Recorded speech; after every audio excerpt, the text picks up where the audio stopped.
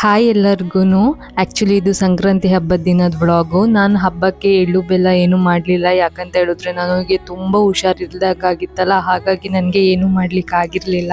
But ಹಬ್ಬದ ದಿನ ಅಲ್ವಾ, ಅಟ್ಲೀಸ್ಟ್ ದೇವಸ್ಥಾನಕ್ಕಾದ್ರೂ ಹೋಗಿ ಬರೋಣ ಅಂತ ಹೇಳಿ ಸಂಜೆ ಮೇಲೆ ನಾವು ದೇವಸ್ಥಾನಕ್ಕೆ ಹೋದ್ವಿ. ಕೃಷ್ಣ ಮಠಗೆ ಪರ್ಯಾಯ ಕೂಡ ಇತ್ತಲ್ಲ, ಹಾಗಾಗಿ ಅಲ್ಲೆಲ್ಲ ಸ್ವಲ್ಪ ಡೆಕೋರೇಷನ್ ಮತ್ತೆ ಈ ರೀತಿ ಫಂಕ್ಷನ್ಸ್ ಎಲ್ಲ ಇತ್ತು. ಅಂಡ್ ಪರ್ಯಾಯ ಇದ್ದಿದ್ರಿಂದ ಲೈಟಿಂಗ್ಸ್ ಎಲ್ಲ ಹಾಕಿದ್ರಲ್ಲ, ದೇವಸ್ಥಾನಕ್ಕೆ ಹೋಗಿದಾಗ ತುಂಬಾ ಅಂದ್ರೆ ತುಂಬಾನೇ ನೋಡ್ಲಿಕ್ಕೆ ಏನೋ ಒಂಥರ ಖುಷಿ ಆಗ್ತಾ ಇತ್ತು. ಈ ವರ್ಷ ಶಿರೂರ್ ಮಠದಲ್ವಾ ಪರ್ಯಾಯ ಇದ್ದಿದ್ದು, ಹಾಗಾಗಿ ಶಿರೂರ್ ಮಠಕ್ಕೆ ಸ್ವಲ್ಪ ಡೆಕೋರೇಷನ್ ಜಾಸ್ತಿನೇ ಇತ್ತು. ನನ್ಗಂತೂ ತುಂಬಾ ಖುಷಿ ಆಯ್ತು. ನಾನು ಫಸ್ಟ್ ಟೈಮ್ ಪರ್ಯಾಯನ ನೋಡ್ತಾ ಇರೋದು. ನೈಟ್ ಅಲ್ಲೇ ಪ್ರಸಾದ ಇತ್ತಲ್ಲ, ಸೊ ಹಾಗಾಗಿ ಊಟನ ಅಲ್ಲೇ ಮುಗಿಸ್ಕೊಂಡ್ವಿ. ಯಾರಿಗಾದ್ರೂ ಪರ್ಯಾಯ ಏನು ಅಂತ ಗೊತ್ತಿಲ್ಲ ಅಂತ ಹೇಳಿದ್ರೆ, ಕೃಷ್ಣ ಮಠದ ಅಡ್ಮಿನಿಸ್ಟ್ರೇಷನ್ ಏನಿರುತ್ತಲ್ಲ, ಅದನ್ನ 2 ವರ್ಷಕ್ಕೆ ಒಂದೊಂದು ಮಠಗಳು ನಡೆಸ್ಕೊಂಡು ಹೋಗುತ್ತೆ. ಅಂದ್ರೆ ಟೋಟಲ್ 8 ಮಠಗಳಿದೆ ಕೃಷ್ಣ ಮಠದೊಳಗಡೆ.